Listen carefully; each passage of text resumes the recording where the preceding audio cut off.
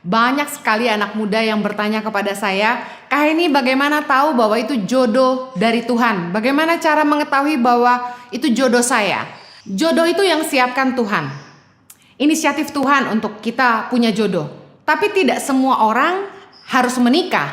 Jadi yang terpenting itu bukannya kita ketemu jodoh atau tidak, tapi yang terpenting itu adalah apa kehendak Tuhan bagi kita. Menikah atau tidak, itu tetap ada harga bayarnya. Jodoh yang dari Tuhan itu yang saya yakini yang pertama adalah yang dicintai dengan sepenuh hati. Ada sebuah kisah di firman Tuhan tentang Ishak dan Ribka. Mereka adalah contoh pasangan yang dijodohkan. Saya ambil contoh ini karena biasanya anak muda, apalagi jombloan, jomblowati itu nggak suka dijodoh-jodohkan. Ishak dan Ribka ini adalah contoh yang dijodohkan oleh orang tua. Tetapi dikatakan firman Tuhan bahwa Ishak ini mencintai Ribka. Dalam Kejadian 24 ayat 67 dikatakan Ishak membawa Ribka ke dalam kemah Sarah ibunya dan mengambil dia menjadi istrinya. Ishak mencintainya dan demikian ia dihiburkan setelah ibunya meninggal. Jadi jodoh dari Tuhan itu adalah yang dicintai dengan sepenuh hati. Dalam Kejadian 29 ayat 20 ada kisah tentang Yakub yang jatuh cinta kepada anak perempuan Laban yang bernama Rahel. Tetapi Laban menipu Yakub. Setelah Yakub bekerja 7 tahun, yang diberikan oleh Laban adalah Lea, anak pertamanya. Tetapi saking cintanya Yakub kepada Rahel, Yakub berkata begini dalam Kejadian 29 ayat ke-20. Jadi bekerjalah Yakub 7 tahun lamanya untuk mendapat Rahel itu, tetapi yang 7 tahun itu dianggapnya seperti beberapa hari saja karena cintanya kepada Rahel. Jadi jodoh dari Tuhan itu yang pasti adalah yang kita cintai dengan sepenuh hati. Yakub begitu mencintai Rahel sampai harus bekerja kepada Laban selama 14 tahun.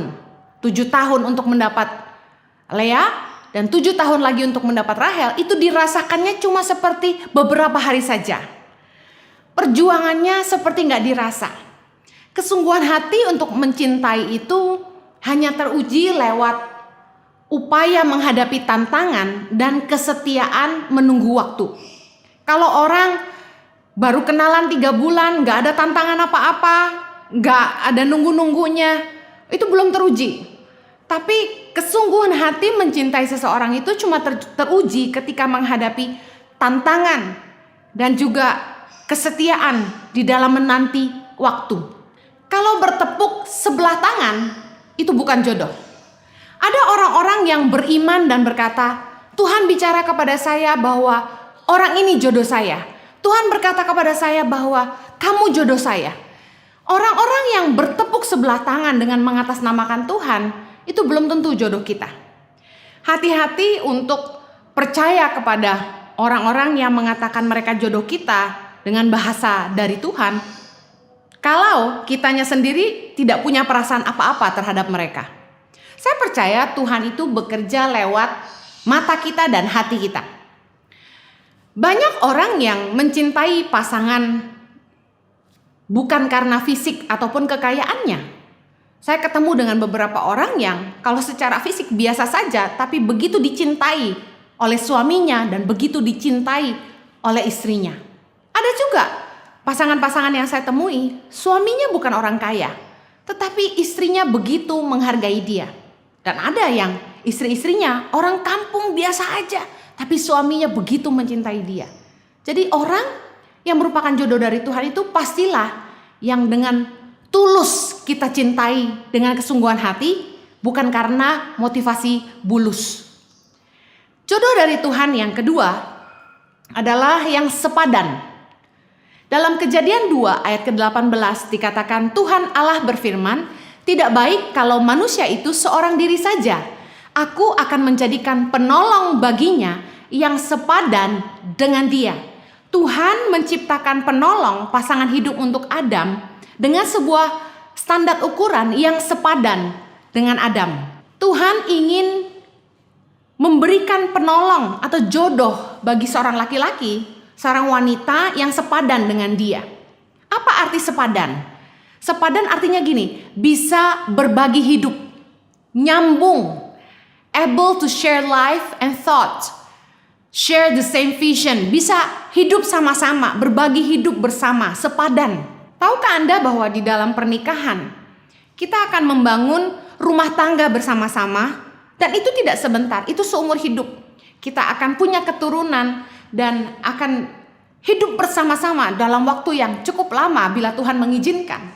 Dan di dalam rumah tangga, kegiatan yang paling banyak kita lakukan bukanlah bercinta-cintaan seperti yang kita lihat di film-film, tapi yang paling banyak adalah berbagi hidup, di mana di situ melibatkan pemikiran, di situ melibatkan percakapan, komunikasi yang baik. Dan oleh karena itulah penting sekali memilih pasangan hidup yang sepadan, yang bisa sepemikiran, bisa nyambung dengan kita, yang kita ajak bicara dia mengerti. Bayangkan kalau di dalam keluarga kita tidak sepadan, di dalam rumah tangga suami tidak bisa nyambung sama istri, Anda akan seperti hidup serumah tapi beda dunia. Jodoh yang dari Tuhan yang ketiga saya percaya itu yang seiman. 2 Korintus 6 ayat 14 berkata begini, janganlah kamu merupakan pasangan yang tidak seimbang dengan orang-orang yang tak percaya. Sebab persamaan apakah terdapat antara kebenaran dan kedurhakaan? Atau bagaimanakah terang dapat bersatu dengan gelap? Jodoh yang dari Tuhan, kata firman Tuhan, harusnya adalah yang seimbang, yaitu seiman. Sama-sama orang percaya. Bukan masalah seagama atau tidak, tapi seiman. Ada orang yang agamanya sama, tapi belum tentu orang beriman.